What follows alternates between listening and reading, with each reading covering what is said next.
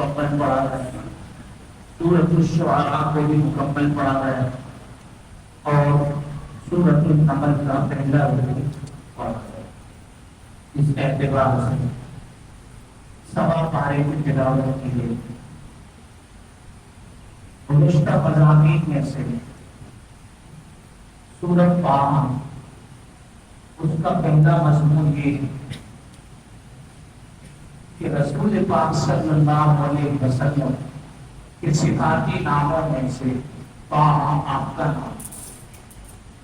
اس کی فضیلت یہ ہے کہ اللہ رب العزت نے کائنات کے بننے سے 2000 سال پہلے اس سورۃ طٰہٰ کی اور سورۃ یاسین کی تلاوت کی۔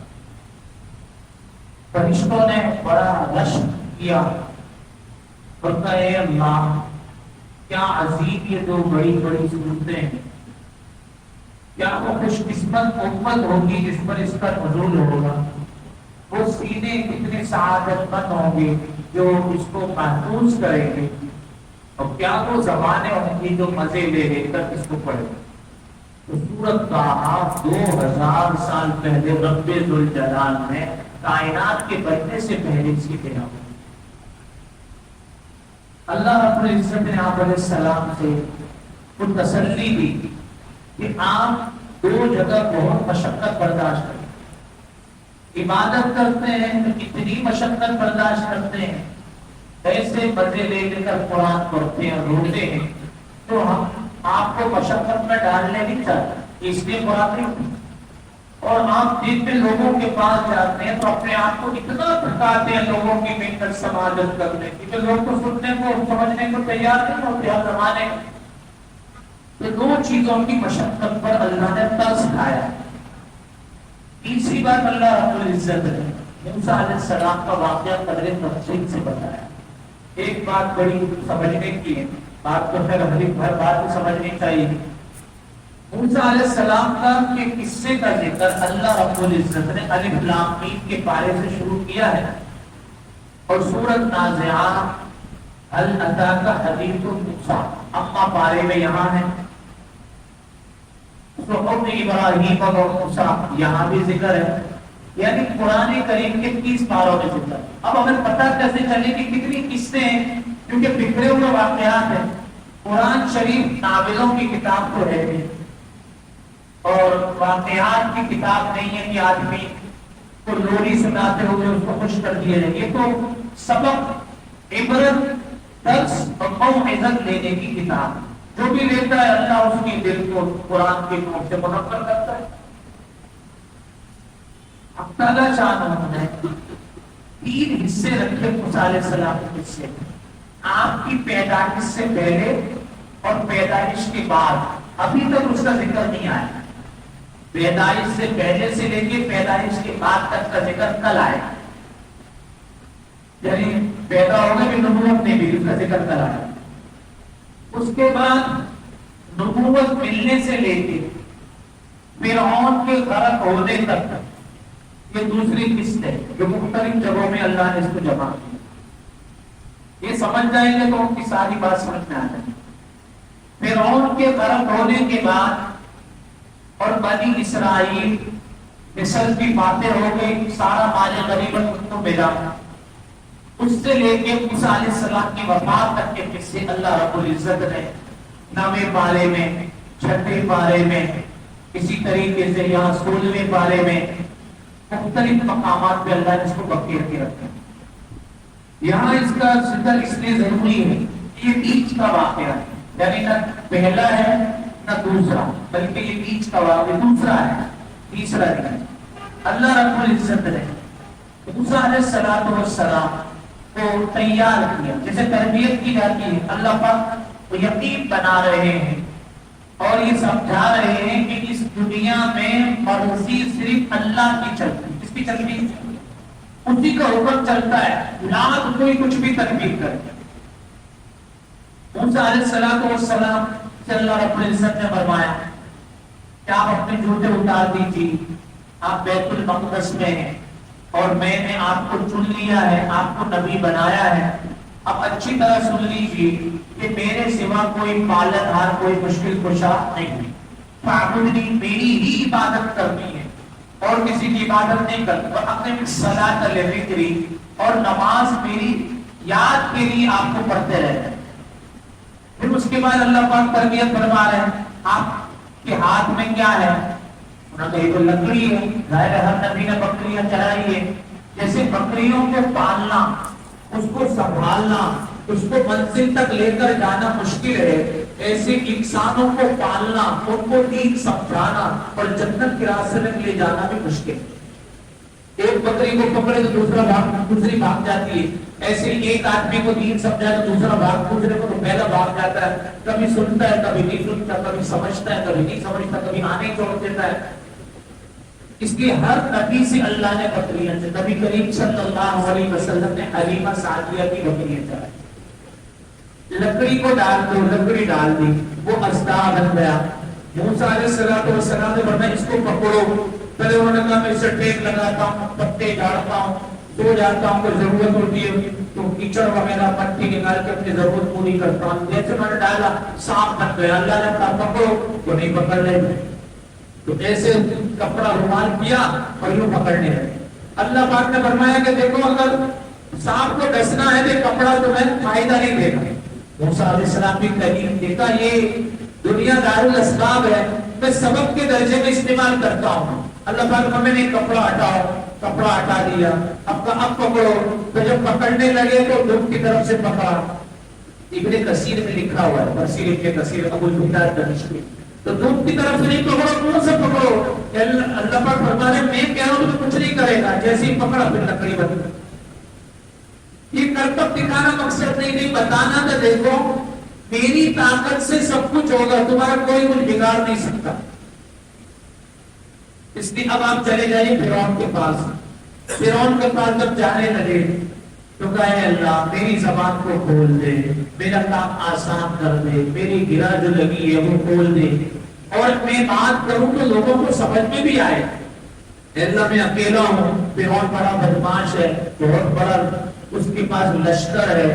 آپ ایسا کریں مجھے میرے بھائی کو بھی میرے ساتھ کر. اللہ رب العزت نے فرمایا کیوں کہ 1 اور 1 11 ہو جاتے ہیں، ہماری طاقت مضبوط، میری پیٹھ مضبوط ہو جائے گی اور میں تو دین کی خدمت کے لیے میں نے آپ کی دعا قبول کی. چنانچہ دونوں بھائی چلے گئے. جانے کے بعد فرعون سے یہ کہا کہ میں پروردگار کی طرف سے تمہارے لیے پیغام لے کر آیا. اس نے کہا کیا پیغام؟ آپ بنی اسرائیل کو جو غلام بنا کے رکھا ہوا ہے یہ آپ چھوڑ دو. اچھا تو یہ تو میں نہیں چھوڑوں گا، آپ کیا کر لو گے؟ میں اللہ رب العزت کا پیغام آپ کو پہنچاتا ہوں، وہ پروردگار ہے. اس نے کہا میں رب اعلیٰ ہوں، اعوذ باللہ، اللہ کا اس نے انکار کر دیا. موسیٰ علیہ السلام نے کہا اچھا آپ ایسا کرو کہ کچھ آپ کے پاس کوئی چیز ہے؟ انہوں نے کہا ہے.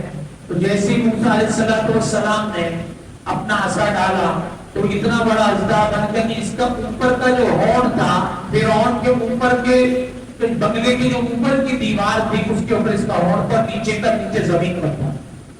اس کا تو وہیں پیشاب خطا ہو گیا. اس نے کہا یہ ہٹاؤ، اس کو ہٹاؤ، آپ نے ہم سے بات کر کے تیار ہٹاؤ. موسیٰ علیہ السلام نے جیسے اس کو پکڑا پھر وہ لکڑی بن گیا. موسیٰ علیہ السلام نے کہا کہ دیکھو دوسرا یہ میرے پاس معجزہ ہے. بغل میں ہاتھ ڈالا اور سورج سے زیادہ روشن ہو گیا. اللہ رب العزت نے داعی کو تربیت کر کے بھیجا ہوتا ہے. پھر اس کو وقت دے دیا فرعون کو. فرعون نے ظلم کرنا شروع کر دیا. اللہ رب العزت نے عذابات کا سلسلہ شروع کیا. جیسے نوے پارے پر پٹیوں کا عذاب بھیجا، میڈکوں کا عذاب بھیجا، خون کا عذاب بھیجا، سیلاب کا عذاب بھیجا. بہت ساری جب وہ ہر دفعہ مذاکرات کے لیے تیار ہو جاتا، گھٹنے ٹیک دیتا کہ آپ یہ ہٹا لو، اللہ سے دعا کرو، میں کلمہ پڑھ لوں، پھر پکڑ جاتا ہے. پھر بہت عرصے تک موسیٰ علیہ السلام تبلیغ کرتے رہے. اللہ رب العزت نے فرمایا کہ یہ سدھرنے والی قوم نہیں ہے، آپ ایسا کریں آپ بنی اسرائیل کو تیار کریں اور مصر چھوڑ کے چلے جائیں. ٹھیک، جب بنی اسرائیل کو تیار کیا کہ ہم چلتے ہیں، اب یہاں نہیں رہنا. اب یہ نہیں پتا کہ وہ غرق ہونے والے ہیں۔ چنانچہ موسیٰ علیہ السلام جب لے کے نکلے تو حامان جو چمچا تھا، وزیر تھا، اس نے فرعون سے کہا کہ یہ لوگ چلے گئے، انہوں نے چلے گئے نا، جانے والے کو نہیں روکو، جانے۔ تو حامان نے کہا پھر ہم خدمت کس سے لیں گے، سارے کام تو ہمارے یہ لوگ کرتے ہیں۔ وہاں انہوں نے کہا تو بہت چھوٹی اس پہ جماعت ہی کیوں پکڑ لیں گے، ہمارے پاس تیز سواری ہے۔ چنانچہ مطلب انتہا اولئک تشرقۃ قلیلون وانہم لنا لغائبون، بڑا غصہ دلائی گئے کیسے ہم سے پوچھے بغیر، لہذا سب کے سب چلے گئے۔ موسیٰ علیہ السلام کا جو بیت الجد کے قریب لشکر پہنچ گیا، پیچھے دیکھا تو فرعون کا لشکر بڑے پریشان، آگے جائیں تو سمندر، پانی کے سمندر میں غرق ہو، پیچھے لوہے کا سمندر، اتنا لبود رکھوں، آپ نے تو ہمیں مروا دیا تو مروا دیا۔ موسیٰ علیہ السلام کی تربیت ہو گئی تھی، انہوں نے کہا کلا ان معی ربی، اللہ میرے ساتھ ہے، یہ مٹی ہے کچھ بھی نہیں کر سکتا، چلو۔ اللہ پاک سے پوچھے کیا کرو، اللہ پاک نے فرمایا لاٹھی مارو، جیسے لاٹھی مارا تو 12 قبیلے تھے، ان کے لیے 12 راستے ہو گئے، اور پانی سڑک بن گیا، سڑک جیسی یہ روڈ ہو، سب کے سب چلے گئے، سب چلے گئے۔ انہوں نے کہا بنا بنایا حلوہ مل گیا، ہم بھی کے پیچھے بھاگتے ہیں، تو فرعون کو پہلے ہی آ گیا تھا، تو سب اندر آ گئے، اللہ رب العزت اور بالکل بیچ میں آ گئے، اور بنی اسرائیل کا آخری آ کے پار ہو گیا۔ اللہ نے پانی سے کہا کہ سڑک بن گئی تھی، دوبارہ پانی بن گیا، اور سب وہاں فرق ہو گئے۔ یہ دوسرا پروگرام ہے۔ اب یہاں سے جب آگے چلے تو موسیٰ علیہ السلام کی قوم کہنے لگی کہ اب تو ہماری جان چھوٹ گئی، آپ ایسا کریں کہ ہمارے لیے کوئی شریعت لے کر آئے۔ پھر وہ شریعت لے کر آ گئے، جب آ گئے توریت کی تختیاں، وہ کہنے لگے کہ ہمیں کیا پتہ اللہ نے دی، چلو ہماری ملاقات کراؤ۔ 70,000 کو لے کر انہوں نے کہا ہمیں سے بڑی مانے بھری کہاں سے آواز ہے، ہمارے سامنے لاؤ۔ اللہ پاک نے 70 کو مار دیا۔ موسیٰ علیہ السلام نے کہا اللہ یہ تو بڑی چودھری تھی، یہ مر گئی، قوم کو کیا وہ دکھاؤں گا، تو یہ بڑے بدتمیز ہے، بڑے نخرے باز ہے۔ تمہارا دعا کرتے دوبارہ زندہ ہو گئے، پھر واپس آ گئے۔ موسیٰ علیہ السلام کا تیسرا مرحلہ جو شروع ہوتا ہے وہ ہوتا ہے گائے کی پرستش کا، گوشالہ پرستی جس کو کہتے ہیں۔ موسیٰ علیہ السلام نے کہا کہ اللہ اپنا پورا چلہ لگا، اور پورے سینا پہ جیسے نبی پاڑے میں 40 دن کا چلہ لگایا، اور ہارون علیہ السلام نے کہا کہ میری قوم کو سنبھال کے رکھنا۔ قوم کو جب سنبھال کے رکھا تو بہت سارا سونا چاندی جو کچھ ملا تھا انہوں نے اس کی گائے کی پورتی بنا دی۔ تو ایک آدمی کا، اس کا نام تھا سامری۔ سامری وہی آدمی تھا کہ جس سال موسیٰ علیہ السلام پیدا ہوئے تھے اسی سال یہ سامری بھی پیدا ہوا۔ وَمُوسَى الَّذِي رَبَّاهُ جِبْرِيلُ وَهُوَ كَافِرٌ مُوسَى الَّذِي رَبَّاهُ فِرْعَوْنُ وَهُوَ مُرْسَلٌ۔ جبریل علیہ السلام نے اس کی تربیت کی، اس کو شہد اور دودھ چٹاتے تھے 2 کوئلوں سے، تو سامری بن گیا تھا، تو دوستی ہو گئی تھی۔ اس کے پاس بھی مٹی، سبز مٹی تھی، اور سبز مٹی کہاں سے آئی؟ موسیٰ علیہ السلام جب فرعون کے غرق ہونے کے بعد گھوڑے پر جا رہے تھے تو گھوڑے کا پاؤں جہاں پڑ رہا تھا وہ سبزہ اٹھ جاتا ہے، تو اس نے دیکھا یہ تو کوئی خاص چیز ہے، اس نے اٹھا ساری مٹی جمع کر لی۔ آج بڑا اچھا موقع تھا، وہ گورتی کے منہ میں جیسی وہ مٹی ڈالی تو وہ کائیں کائیں کرنے لگی اور آواز نکالی جیسے گائے آواز نکالتی ہے۔ اس نے کہا دیکھو موسیٰ علیہ السلام خدا کو تلاش کرنے گئے، مطلب کو کیا ہو گیا ہے، خدا تو ادھر ہے۔ وہ بولے گا ہاں یہ تو مورتی نہیں تو خدا ہے، سب چاٹنے لگے۔ یہ ہارون علیہ السلام نے بڑا سمجھایا بتیرا، لیکن وہ باز نہیں، عبادت کرنے لگے، سجدے کرنے۔ موسیٰ علیہ السلام آ گئے، پتیاں لے کے 40 دن کا چلہ لگایا اور شریعت لے کر آ گئے امت کو شرک میں۔ سب سے پہلے آپ نے ہارون علیہ السلام سے کہا کہ یہ کیا کیا آپ نے؟ ہارون علیہ السلام نے کہا دیکھو میرے ماں کے بیٹے یعنی بھائی کا ماں کا حوالہ دیا، داڑھی پکڑنی تھی ان کی، تو مجھے چھوڑ دو، میری بات سنو۔ میں نے ان کو بہت سمجھایا لیکن یہ لوگ نہیں مان رہے تھے، میں اور سختی کرتا تو کتنا برپا ہو جاتا۔ اچھا کتنے لوگ تھے؟ کہ یہ لوگ ہیں۔ اللہ رب العزت سے فرمایا کہ پھر اب کیا کیا جائے؟ آپ نے ان کے سامنے بیان کرو۔ بیان کیا تو سب لوگ توبہ کرنے کے لیے کیا ہو، تیار ہو، سب توبہ کریں۔ اللہ پاک سے پوچھے اللہ توبہ کے لیے تیار ہے؟ اللہ پاک نے فرمایا توبہ کرنے سے کام نہیں ہوگا، یہ جنہوں نے شرک نہیں کیا نا وہ لوگ شرک کرنے والوں کی گردن اڑاتے۔ چنانچہ جتنے شرک کرنے والے نے سب کو مار دیا، باقیوں کو معاف کر دیا۔ اللہ رب العزت نے ہمارے لیے کتنی آسانی کر دی، بڑے سے بڑا گناہ کیا مکھی کے سر کے برابر اللہ کے سامنے رو لے، اللہ رب العزت اس کے گناہ کو معاف فرما دے۔ یہ واقعہ اللہ پاک نے فرمایا۔ اس کے بعد جو ابراہیم علیہ السلام کا قصہ بھی اللہ پاک نے بتایا کہ ابراہیم علیہ السلام جن کا الف لام میم سے ان کا قصہ بھی پھیلتا جا رہا ہے، ان کا بھی خلاصہ تھوڑی سی جھلکی عرض کر رہا ہوں کہ اللہ رب العزت نے فرمایا ہم آپ کو پوری امت کا پیشوا اور امام بنانا چاہتے ہیں، لہذا آپ تیار ہو، میں تیار ہوں۔ کچھ کلمات بھی اس آزمائش کو کامیاب ہو گئے، اللہ پاک نے ان کو پیشوا بنایا، ہر قوم کو مانتی ہے۔ ابراہیم علیہ السلام کا واقعہ یہ ہے کہ وہ جب پیدا ہونے سے پہلے جیسے فرعون کو نجومیوں نے کہا تھا کہ تیرا ایک لڑکا پیدا ہوگا جو تیرے ملک کو تکتر بکتر کر دے گا، تو نمرود بھی فرعون سے بدتر تھا، اس سے نجومیوں نے کہا کہ ایک بچہ پیدا ہونے والا ہے، تو وہ کیسے ہوگا؟ تب میاں بیوی کے ملنے سے آپ بڑا اچھا کام کر لیتے، عورتوں کو الگ کر دیتے، مردوں کو ملے گا نہیں، بچہ پیدا ہو گئی۔ اللہ رب العزت نے جو خاص اس دن ستارہ تھا نجومیوں دیکھ کے بتایا تھا، اسی رات اللہ رب العزت نے ابراہیم علیہ السلام کی والدہ کے پیٹ میں ان کے عمل کو قرار دے دی۔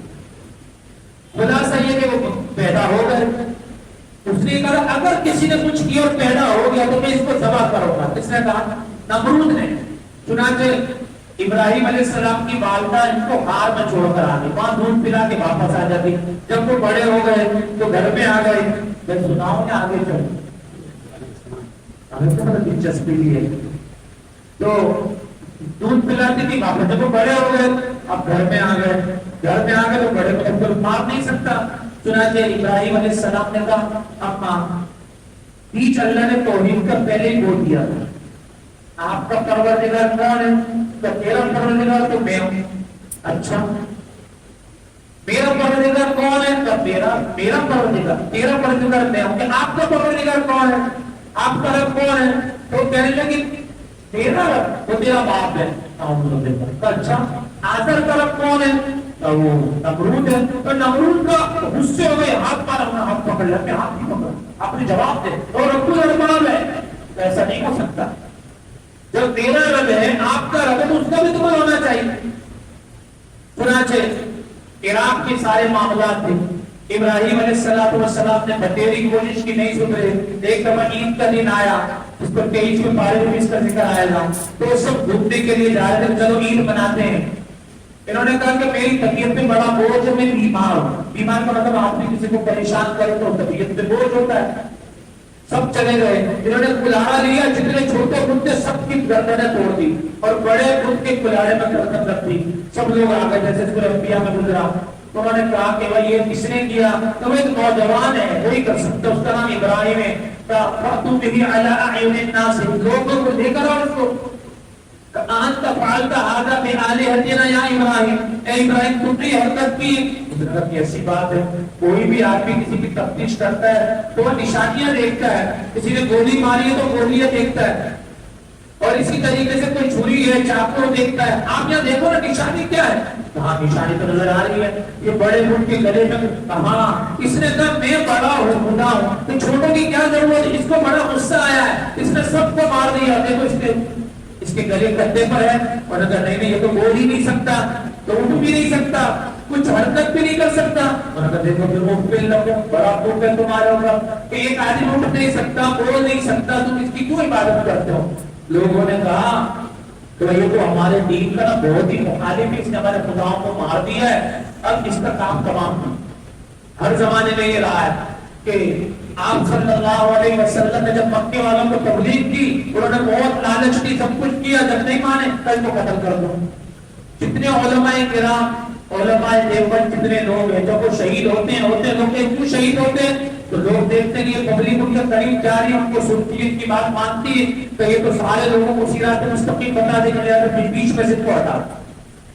ہر زمانے میں دین دشمن لوگ علماء کے قاتل تھے۔ جتنے علماء کرام، علماء دیوبند جتنے لوگ ہیں جب وہ شہید ہوتے ہیں لوگ کیوں شہید ہوتے ہیں؟ تو لوگ دیکھتے ہیں کہ یہ پبلک ان کے قریب جا رہی ہے، ان کو سنتی ہے، ان کی بات مانتی ہے، تو یہ تو سارے لوگوں کو صراط مستقیم بتا دے گا، بیچ میں سے کو ہٹا۔ ہر زمانے میں 3 دشمن لوگ علماء کے قاتل تھے ہیں اور رہیں گے، ان کا یہی وتیرہ ان کو ہٹا دو. تو اللہ رب العزت نے تو ایسا فرمایا یہ تو ختم ہوگا نہیں. یریدون ان یطفئوا نور اللہ بافواہہم، وہ چاہتے اپنے منہ کے پھونک سے اللہ کے دین کو بجھا دیں، یہ بجھا نہیں سکتا. اور شعر میں کیا کہا؟ نور خدا ہے کفر کی حرکت پہ خط نظر، منہوں سے یہ چراغ بجھایا نہ جائے. اللہ کے دین کا جو نور ہے وہ ہنس رہا ہے کہ سمجھتے ہیں سب پولیوں کو قتل کرنے کے دین ختم ہو جائے. ایک قتل کرو کہ اللہ اور کیا کر دے، یہ تو چلتا رہے. بدور ٹاؤن کے کتنے علماء شہید کر دی، دارالعلوم دیوبند کے پوری دنیا میں کتنے علماء مختلف مکاتب کے شہید ہو گئے، لیکن کوئی مسئلہ ختم نہیں ہو، سب کا کام چل رہا ہے، اللہ پاک کی دین چلاتا رہے گا. چنانچہ انہوں نے بہت بڑی آگ جلا دی، اپنا آگ کو جلا دی. اب اس میں ڈالے کون؟ یہ تو بڑا مسئلہ بن گیا. انہوں نے کہا جھولا بناؤ، بن جنین بناؤ، اور جھولا بن جنین کے ذریعے اندر ڈال دیا. اللہ رب العزت نے پھر فرمایا اس دنیا میں مرضی کس کی چلتی ہے؟ اللہ کی. آگ سے کہا کہ ہمیں کام تیرا جلانا ہے، لیکن مجھ سے پوچھ کے. آگے کہ اللہ کیا کروں؟ آپ نے فرمایا، رب العزت نے فرمایا ان کی رسی کو جلانا ہے لیکن جسم کے بال کو نہیں جلانا. ہم لوگ دیکھ رہے ہیں وہ اندر بہترین ہے، انگور کھا رہے ہیں، پانی پی رہے ہیں، 7 دن 40 دن اندر گزارے. اللہ پاک نے فرمایا اب ان کے اوپر لگ چکی اور آپ علاقہ چھوڑ کے آگے چلے. چنانچہ آپ نے عراق کو چھوڑا اور آگے فلسطین کی طرف تشریف لے گئے. پھر اللہ رب العزت نے آپ کے لیے نکاح کا سلسلہ کیا. حضرت سارہ علیہ السلام سے نکاح ہوا، آپ آگے تشریف لے گئے. تو راستے میں ایک بادشاہ تھا جس کی نیت بڑی خراب تھی، خوبصورت عورتوں کے پیچھے لگ جاتا تھا. ویسے اس نے کوشش کی ابراہیم علیہ السلام کی بددعا کی برکت سے وہ فانی صدا ہو گئی. وہ اتنا ڈر گیا کہ اس نے حضرت حاجر جو ان کی باندھی تھی اس کو بھیج دیا. ابراہیم علیہ السلام نے ان سے نکاح کر لیا. دونوں بیویوں کو لے کے آپ آگے تشریف لائے. اللہ رب العزت نے فرمایا امتحان ختم نہیں ہوا، اب آپ نے عراق سے مکہ مکرمہ جانا ہے اپنی بیوی کو لے. چنانچہ اللہ رب العزت نے سفر کے دوران ان کو بچہ عطا فرما دیا حضرت سارہ سے، اسماعیل علیہ السلام. اور پھر آپ کو سب معلوم ہے کہ مکے میں وہاں پانی بھی نہیں تھا، کس جگہ وہ رہتے تھے. اللہ رب العزت نے اسماعیل علیہ السلام کی ایڑی رگڑنے کی برکت سے زمزم کا چشمہ جاری کر دیا. پھر جہاں پانی ہوتا آبادی ہوتی، سب سے پہلے قبیلہ جرہم وہاں آباد ہوا. اسماعیل علیہ السلام کی وہیں شادی ہو گئی. اور جب ابراہیم علیہ السلام نے ان کو وہاں چھوڑ دیا تو اللہ نے فرمایا آپ کو گھوڑے سے اترنے کی ضرورت نہیں ہے، آپ وہیں سے حال پوچھیں گے واپس آئے. انہوں نے کہاں چھوڑ کے جا رہا ہوں؟ تو جواب دینے کی بھی اجازت نہیں تھی. اشارے سے انہوں نے کہا اللہ کا اذن نہیں مطیعت اللہ نے کہا حکم ہے تو پھر اللہ نے ضائع نہیں. چٹیل میدان میں جوان بیوی بچے کو چھوڑ. اللہ نے مکہ مکرمہ کو آزاد کیا، زمزم کا چشمہ جاری کر دیا. ابراہیم علیہ السلام نے کہا اللہ مل کے آ جاؤ، زندہ بھی ہے کہ نہیں؟ کہ جانے جائیں ضرور، مل کے آ جائیں، وہ زندہ ہے، کھا رہے پی رہے، لیکن آپ نیچے نہیں اتریں. حضرت حاجرہ نے دیکھا آ گئے ہمارے شوہر، کہنے لگے نیچے آ جائیں، آپ اتنے کر دو، آپ کا منہ دھلوا دو، تنگی کر دو. انہوں نے فرمایا کہ نہیں اس کی ضرورت نہیں ہے، مجھے نیچے آنے کی اجازت نہیں. چنانچہ واپس چلے گئے. جب اسماعیل علیہ السلام کی شادی ہو گئی بخاری شریف میں، تو اسماعیل علیہ السلام کے گھر میں تشریف لائے تب جب وہ موجود نہیں تھی. گھر والی سے پوچھا کیا حال ہے؟ کہا حال کیا ہے؟ کھاتے ہیں کچھ، کماتے نہیں ہیں کچھ، لاتے نہیں ہیں. اچھا یوں کہنے سفید ریز بابا آئے تھے اور وہ کہہ کر گئے ہیں کہ گھر کی چوکھٹ کو بدل دینا. انہوں نے مطلب کھانا نہیں ہے کہ دروازہ پر اچھا لگ جائے. اسماعیل علیہ السلام نے پوچھا کوئی آیا تھا؟ کہاں فلاں فلاں ایسے بزرگ آئے تھے. تو وہ کیا کہتے گئے کہ وہ میسج دے کر کے گھر کی چوکھٹ بدل دینا. انہوں نے اسی وقت طلاق دی. علماء فرماتے ہیں کہ نبی سے طلاق دلوا رہا ہے. کیوں؟ آپ صلی اللہ علیہ وسلم کے 2500 سال کے بعد یہ عورت رشتے میں دادی بننے والی. تو اللہ نے بھی چاہا کہ آپ کی کوئی دادی ناشکری ہو، اس لیے اللہ رب العزت کی سلسلہ جاری ہے. دوبارہ شادی کر دی اسماعیل علیہ السلام نے. پھر تشریف لائے. پھر اسماعیل علیہ السلام شکار پہ گئے ہوئے تھے، واپس آئے، پوچھا کیا حال ہے؟ تو کہنے لگی کہ بہت اچھا حال ہے، اللہ خوب پلاتا ہے پلاتا ہے. پھر پیغام کو تو بتائیے گا ایسے ایسے بابا آئے تھے اور کہہ کر گئے کہ گھر کی چوکھٹ کو سنبھالنا. واپس تشریف جب دیکھا اسماعیل علیہ السلام نے سارا پیغام سنا تو فرمانے لگے کہ اللہ رب العزت نے یہ بتایا کہ اس چوکھٹ کو سنبھال کے رکھنا ہے. ابراہیم علیہ السلام کا واقعہ میں نے عرض کیا. اس کے بعد جب 30 سال عمر ہوئی تو 30 سال عمر ہونے کے بعد اللہ رب العزت نے باپ بیٹے سے یہ کہا کہ آپ جائیے اور بیت اللہ کی کیا کیجیے تعمیر. اور اسی کے بیچ میں وہ ذبح ہونے والا مینا میں جو واقعہ وہ بھی ہوا ہے. مزید اس کے متعلق انشاءاللہ پھر سورہ انبیاء پڑھی گئی, اس کے متعلق بھی عرض کیا جائے گا, کیونکہ آج مدرسۃ القرآن میں ماشاءاللہ 15 روزہ تراویح ہوئی تھی, اس کی تکمیل ہو گئی ہے اور ماشاءاللہ سارے حضرات تشریف لے آئے ہیں. جنہوں امام صاحب اگر آگے آ جائیں, قاری عبداللہ صاحب تشریف لائیں. تو میرے دوستوں, اللہ رب العزت نے 15 راتوں میں قرآن کریم مکمل کرنے کی سعادت عطا کی. یہ اتنا بڑا کلام ہے کہ آسمانی اتنی صحیفے نازل ہوئے, اتنی کتابیں نازل ہوئی, لیکن کسی کی تلاوت نہیں کی. تورات ہے, زبور ہے, انجیل ہے, آدم علیہ السلام, شیس علیہ السلام, حزقیل علیہ السلام, یوشع علیہ السلام, الیاس علیہ السلام, سب پہ صحیفے نازل ہوئے, لیکن کسی کو کی تلاوت رب ذوالجلال نے نہیں. اس قرآن کریم کی ایک ایک حرف کی تلاوت رب ذوالجلال نے. اس لیے حدیث شریف میں تبرک بالقرآن, اس قرآن سے برکت حاصل کرو.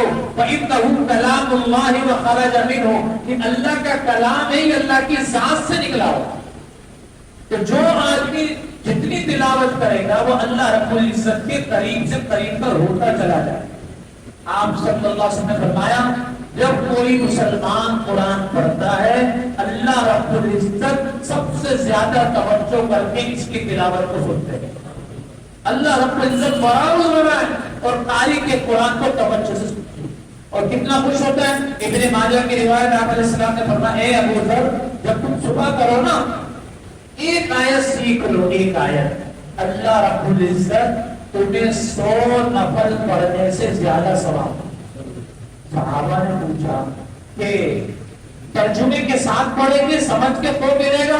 فرمایا بفہم او بلا فہم, سمجھ کے پڑھو گے بغیر سمجھ کے پڑھو گے 100 نوافل کا ثواب ایک آیت سیکھنے پر اللہ تعالیٰ. پھر فرمایا ابو ذر, صبح کبھی ایسے بھی کرو کہ دین کا ایک باب سیکھ لو, جیسے رمضان ہے اس کے کتنے مسائل ہیں وہ مسائل سیکھ لو, دین کا باب سیکھ لو, اللہ رب العزت تمہیں 1000 نوافل سے زیادہ ثواب عطا کرے. صحابہ نے پھر ہمارے لیے سوال کر کے آسانی کر دی. ہم جو بھی دین کے باب سیکھیں گے تو عمل کرنا ضروری ہے. فرمایا عمل کا اجر اپنی جگہ پر ہے, سیکھنے پر آپ کو 1000 نوافل اللہ کو عطا ہوگا. تو میرے دوستو, پورا کلام تو بہت بڑی بات ہے. حدیث شریف میں فرمایا, جو آدمی دن میں کسی وقت آیت الکرسی پڑھتا ہے اللہ ایک فرشتہ مقرر کرتا ہے شام تک, رات کو پڑھی صبح تک, وہ اس کے نامہ اعمال سے صغیرہ گناہوں کو معاف کرتا ہے, مٹاتا ہے, نیکیوں کو لکھتا ہے. تو 5 دفعہ پڑھتے ہیں فرض نماز کے بعد, تو 5 فرشتے ہمارا نامہ اعمال کا آپریشن کرتے ہیں, صغیرہ گناہ مٹاتے ہیں, ہماری نیکیاں لکھتے ہیں. نسائی شریف کی روایت میں آپ صلی اللہ علیہ وسلم نے فرمایا کہ جو آدمی آیت الکرسی پڑھتا ہے اللہ رب العزت کی وہ حفاظت میں آ جاتا ہے. ایک حدیث شریف میں آپ صلی اللہ علیہ وسلم نے فرمایا کہ جو آدمی آیت الکرسی سے محبت کرتا ہے اللہ رب العزت اس سے محبت فرماتا ہے. تو حفاظت کا سب سے بڑا ذریعہ آیت الکرسی کے بارے میں آپ علیہ السلام نے وہی اپنے کام سے پوچھا, سب سے بڑی آیت تم جانتے ہو؟ سوچ کے کہنے لگے کہ میرے دل میں آ رہا ہے آیت الکرسی. آپ نے فرمایا اے ابو المنذر, اپنی کنیت تھی, آپ کو بہت مبارک ہو, اللہ رب العزت نے آپ کے علم کو برکت والا بنایا. آپ علیہ السلام نے فرمایا جب اس آیت الکرسی کو اللہ نے کلام میں لکھا تو عالم مثال میں اس کی ایک شکل بنا دی. فرمایا وہ کیا؟ صحابہ نے عرض کی اس کا کیا مطلب؟ فرمایا جب اس کو بنا دیا اب اس کی ایک زبان ہے تو ہونٹ ہے, وہ عرش کے نیچے اللہ کا ذکر کر رہے ہیں. تو ہم جو نیکیاں کرتے ہیں اللہ رب العزت اس کو ایک شکل عطا فرما دیتے. جیسے ہم نے نماز پڑھی تو اس کی ایک شکل ہوتی ہے. ایک صاحب تھے, وہ اللہ والوں سے بڑی محبت کرتے تھے, دین سیکھتے رہتے تھے. اپنے شیخ سے کہنے لگے کہ میں یہ چاہتا ہوں میں جو نماز پڑھتا ہوں نا عالم مثال میں اس کی کوئی شکل مجھے نظر آئے. ہم جو اچھے برے کام کرتے ہیں اس کی شکل بنتی ہے. کیا بنتی ہے؟ شکل بنتی ہے. اور تم خوب سنتوں کے ساتھ نماز پڑھو, آداب کی رعایت کرو, تو بہت اچھی نماز پڑھتے ہیں. اللہ ہمیں بھی توفیق عطا فرمائے. دعا کرتے ہیں یا اللہ مجھے اس کی حقیقت بتا دے کہ عرش میں اس کا کیا حال ہے. چنانچہ رات کو دیکھتے ہیں ایک خوبصورت لڑکا, قد بھی اچھا, خوبصورت بہت زیادہ, ہاتھ پیر کوئی معذوری نہیں, لیکن آنکھیں بند. خوبصورت لڑکی اور آنکھیں بند. کسی نے کہا یہ آئیے تمہاری نماز ہے عالم مثال. روتے ہوئے اپنے شیخ کے پاس پہنچ گئے اور شیخ سے کہا حضرت میں تو بڑا پریشان ہو گیا ہوں, اس کا کیا مطلب ہے؟ حضرت نے فرمایا تم نماز جب پڑھتے ہو تم آنکھیں بند کر کے پڑھتے ہو. کہاں تم ایسا کرتے ہو؟ کہا مجھے شیطانی چکر آتے ہیں, مجھے خیالات ستاتے ہیں. اور میں کہ سنت کے خلاف ہے, جب تم قیام کرو تو تمہیں سجدے کی جگہ دیکھنا چاہیے, آنکھ بند کر کے تلاوت نہیں کرنی چاہیے. رکوع میں جاؤ تو اپنے پنجے کو پیروں کو دیکھو, سجدے میں جاؤ تو ناک کو دیکھو, بند آنکھیں نہیں کرنی چاہیے. اور جب قاعدے میں بیٹھو تو اپنی انگلیوں پر نظر ہو, سلام پھیرو تو کندھے پر ہو, کسی اور جگہ نہ ہو. آپ کی نماز عالم مثال میں آتی ہے. آنکھ والی بنانی چاہتے ہو تو کیا کرو؟ یہ ہوا پازیٹیو, ایک واقعہ نیگیٹو. عالم جو بھی ہم کرتے ہیں اس کی شکل بنتی.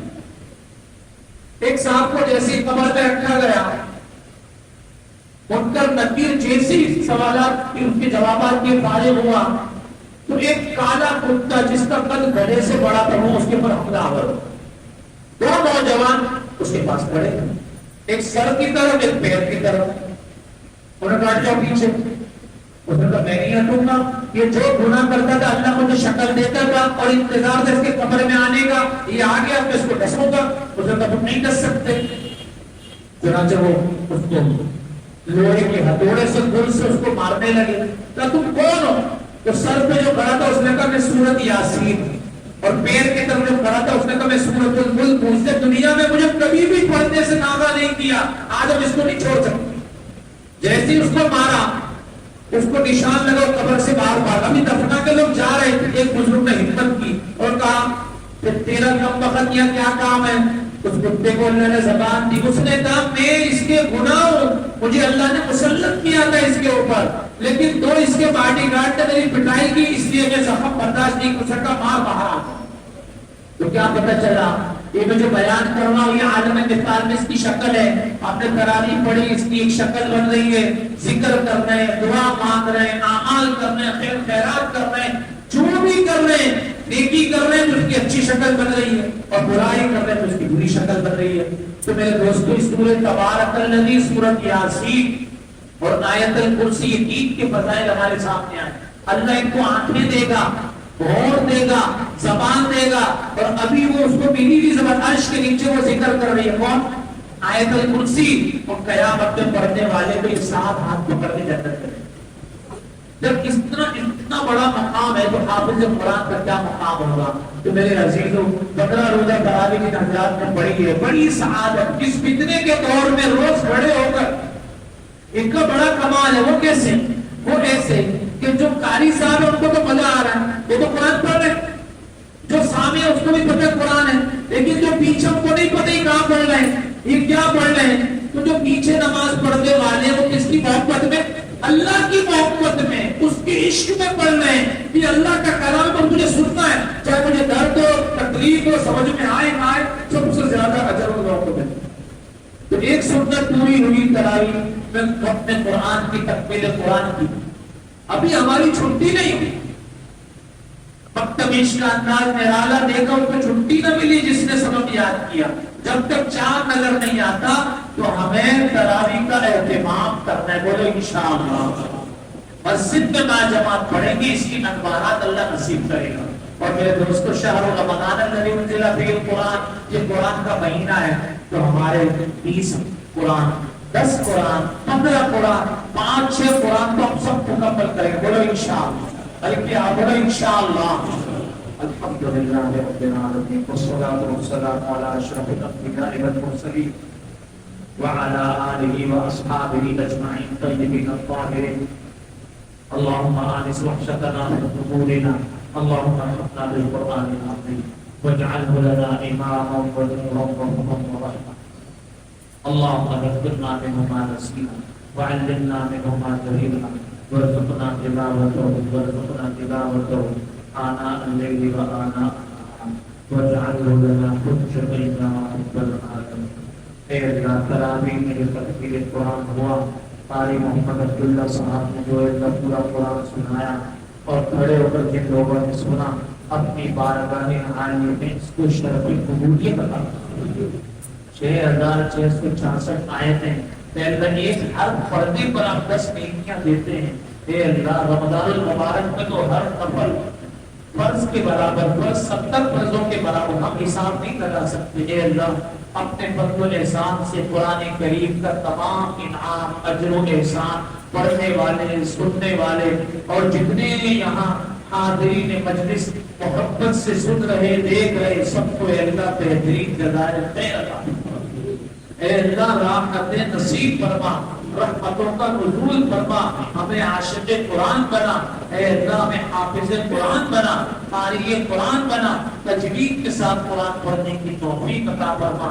اے اللہ قرآن میں تدبر نصیب فرما، مستند علماء کرام سے قرآن کا درس حاصل کرنے کی توفیق عطا فرما. اے اللہ بے دین اور بے ایمان لوگوں سے دین سیکھنے سے ہماری حفاظت فرما. جنہوں نے اپنی زندگیاں لگا دی قرآن پڑھنے پڑھانے میں، دین سیکھنے سکھانے میں، ان کی خدمت میں رہ کر اے اللہ قرآن سیکھنے کی توفیق عطا فرما. اے اللہ نبی کریم صلی اللہ علیہ وسلم نے جتنی خیریں مانگی تکبیر قرآن کے موقع پہ ہم سب کو نصیب فرما. آپ علیہ السلام نے شرور اور فتن ظاہرہ باطنہ سے پناہ مانگی، ہم سب کی حفاظت فرما. اے اللہ صادق المصدوق صلی اللہ علیہ وسلم کا فرمان شاعری ہے کہ جو آدمی قرآن کریم مکمل کرتا ہے، جنت میں اس کے لیے ایک محل تعمیر ہوتا ہے. اس کا ایک درخت اتنا بڑا ہے، لو بارا غرابا من اصلہ، اگر وہ اس کی جڑ سے اڑنا شروع کرے تو بوڑھا ہو جائے، کہیں رکتا نہیں ہے. 250 سال علماء نے لکھا ہے کہ کبے کی عمر ہوتی ہے. اتنا بڑا محل، اتنی بڑی زمین اے اللہ حافظ قرآن کو عطا فرماتے ہیں. اے اللہ اپنی رحمت سے، اپنے فضل و احسان سے قاری صاحب کو جتنے دنیا میں قرآن سنائے سب حفاظ قرآن کو نصیب کرے. موت تک اللہ میں قرآن سنانے کی توفیق عطا فرما، قبر میں بھی قرآن پڑھنے کی توفیق عطا فرما، اور میدان محشر میں یقال لصاحب القرآن اقرا ورتقی، پڑھتے جائیے، جنت کے درجوں میں چڑھتے جائیے. اپنے فضل و احسان سے ہم سب کو اے اللہ اس کا مصداق کر. اے اللہ اس موقع پر جب ہم آرام سے سحری کرتے ہیں، افطار کرتے ہیں، اور ابھی جا کے بھی اللہ کتنی نعمتیں، معمولات، مشروبات آپ نصیب فرمائیں گے. امن سے پھرتے ہیں، ہمارے فلسطینی مظلوم اے اللہ کس حال پر رمضان گزار رہے ہیں، اے اللہ ہمیں احساس نصیب فرما. اے اللہ ان کا تعاون کرنے کی توفیق عطا فرما. اے اللہ ان کے خوف کو امن سے تبدیل کر دے، ان کے کھانے پینے کا انتظام فرما دے. اے اللہ غیبی خزانوں سے نصرت کا نزول فرما دے. اے اللہ فرشتوں کے ذریعے ان کی مدد فرما دے. اے اللہ کو ثابت قدمی عطا فرما دے. اتنے مرد، عورت، بچے، بوڑھے، جوان، معصوم بچے اللہ شہید ہو گئے. اے اللہ اس سلسلے کو ختم فرما دے. اے اللہ یہود و نصارہ اسرائیل کی بھیڑ سے عید بجا دے، پیوند زمین فرما دے. اللہ جتنے لوگ اسلام اور مسلمانوں کے خلاف ہے اللہ ان کی آپس میں پھوٹ ڈالنی چاہیے. اے اللہ اسلام کا بول بالا فرما. اے اللہ ہمیں فلسطینی بھائیوں کو اپنی دعاؤں میں یاد رکھنے کی توفیق عطا فرما، اور جتنا ہو سکتا ہے خوب سے خوب ان کے لیے چندہ کر کے ان تک پہنچانے کی توفیق عطا فرما. اے اللہ آسانیاں ہمیں نصیب فرما. ہماری اے اللہ ساری 40 تمناؤں کو پورا فرما. اپنے قرآن کے موقع پہ اللہ 60,000 فرشتوں کا نزول ہوتا ہے. اے اللہ ہماری پریشانیاں دور فرما، ہماری بیماریوں کو دور فرما. اے اللہ ہمیں روزگار حلال میں برکت نصیب فرما. ہمارے بچوں کو اے اللہ ہماری آنکھوں کی ٹھنڈک بنا. اے اللہ ہمارے گھر میں قرآن کریم کی تلاوت کو عام فرما. سال بھر ہمیں قرآن سے دوستی کرنے کی توفیق عطا فرما، حافظ قرآن کرنے کی توفیق عطا فرما.